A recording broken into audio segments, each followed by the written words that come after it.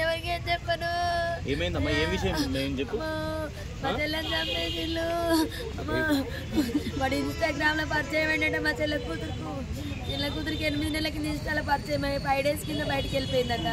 బయటకు వెళ్ళిపోతే పిఎస్లో కంప్లైంట్ ఇచ్చింది.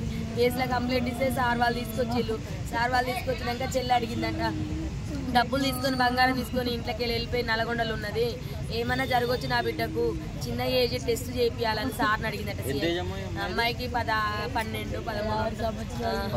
అంతే ఉంటుంది, చిన్న ఏజే, ఇప్పుడు 10th చదువుతాంది. అమ్మాయికి ఏం జరిగిందో అని చెల్లె కొట్లాడి అడిగిందంట. ఈరోజు కోర్టుల తీర్పు. అమ్మాయికి ఇద్దరు అమ్మాయిలు సార్, 2 అమ్మాయిలు. మా అమ్మని చంపితే నాకు అడ్డు ఉండదని చెప్పి మా చెల్లె పూజ చేసుకుంటుందంట. నిన్న సాయంత్రం 5 గంటల వరకు పోలీస్ స్టేషన్లో ఉన్నదంట. 5:30కి ఇంటికి పోయింది.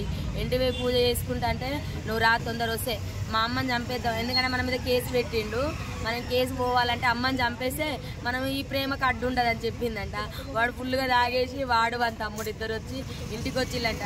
ఇంటికి రాగానే చున్నీ తల డ్యూటీ చేసే చున్నీ కళాశారదిలో జాబ్ చేస్తుంది చెల్లె. ఆ డ్యూటీ చున్నీ ఇచ్చిందంట. కళాశారదిలో చేస్తుంది సార్, కళాశారదిలో జాబ్ చేస్తుంది. ఆ చున్నీ ఇవ్వగానే చెల్లె కుర్చీలో పూజ చేస్తుంది. ఇట్లా తిరిగి చూసే లోపల ఇట్లకి వెళ్ళేసిళ్ళట, ముందరికి వెళ్ళేసి బిగ్గర గుంజిళ్ళంట. బిగ్గర గుంజగానే కుర్చీలకి వెళ్ళి కింద పడ్డది.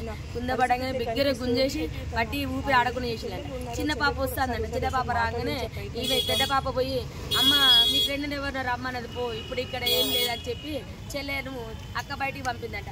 ఆమె మళ్ళీ ఫ్రెండ్ వాళ్ళ ఇంటి వేలోపు ఊరేసి వెళ్ళిపోయిల్లు. ఇన్స్టాగ్రామ్ లో ప్రేమ అంట, నల్గొండ డిస్ట్రిక్ట్ అంటే అక్కడ చిన్న పల్లెటూరు అంట. ఆ ఇన్స్టాలో పరిచయం డీజే కొడతాడంట, వాడు డీజేలో పనిచేస్తాడంట. అక్కడ నుంచి వచ్చి అమ్మాయిని తీసుకొని పోయిండు. ఈ అమ్మాయి చదువుకుంటుందా?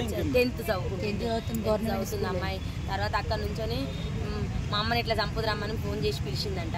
ఫస్ట్ ఉరిపెట్టిళ్ళంట. ఉరిపెడితే మా చెల్లె పునిగిలాటలా చావలేదు, కొనుక్కుతో కొట్టుకుంటుందంటే అప్పటికి అమ్మ చచ్చిపోలేదని మళ్ళీ నిర్ధారించుకొని కొట్టుకుంటుందని, అరే శివ మా అమ్మ చచ్చిపోలేదు నువ్వు మళ్ళీ రా అన్నదంట. మళ్ళీ రాగానే మళ్ళీ అదే చుట్టూ మళ్ళీ బిగ్గర గుంజి ఇంత సుత్తతోని ఈ తలంతా బర్రి బాధ కొట్టిళ్ళు, ముక్కంతా బార కొట్టిళ్ళు, గొంతు నులివి దమ్మిళ్ళు. మా చెల్లె రూమ్ అంతా పెరుగులాటలా, ఇల్లంతా రక్తము. నా చెల్లె ఎంతో పోరాటమో చేసింది బ్రతకాలని, ఎంతో ట్రై చేసింది. నా చెల్లె ఆఖరికి చావు అయిపోయింది. నాకు 10:30కు ఫోన్ వచ్చింది. అదే పాప ఫోన్ చేసి మా అమ్మ కుర్చీలకి కిందే పడ్డది రా అమ్మ అంట. నేను మీ అమ్మ ఎట్లా అయిపోయిందని అంటే, లేదమ్మా కింద పడ్డది హాస్పిటల్ తీసుకుపోతారా అనగానే నేను పోలీసులు ఒక్కసారే వచ్చిన ఇంటి దగ్గరికి, నన్ను లోపల రానియలేదు. నువ్వు ఏమైతావమ్మా అంటే అక్క అనగానే ఆగా.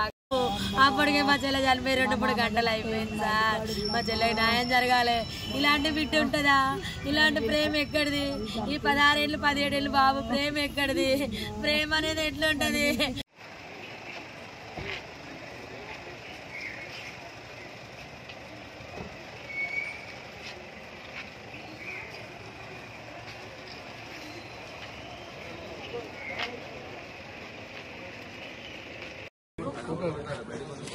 మాకు డౌట్స్ క్లియర్ కావాలి సార్. ఆమె శాఖలో మనవరా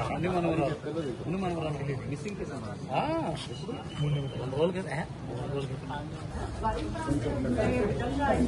ఉంది అంటూ కూడా స్థానికులు చెప్తున్నారు. ఒకసారి ఇల్లంతా చూసుకుంటే కూడా ఎక్కడైతే సొంత తల్లిని మెషతో రాడ్తో చంపిందో ప్రస్తుతం అదే ఇంట్లో అయితే ఉన్నాం. అంజలిని, తేజస్విని మరియు శివ ఇద్దరు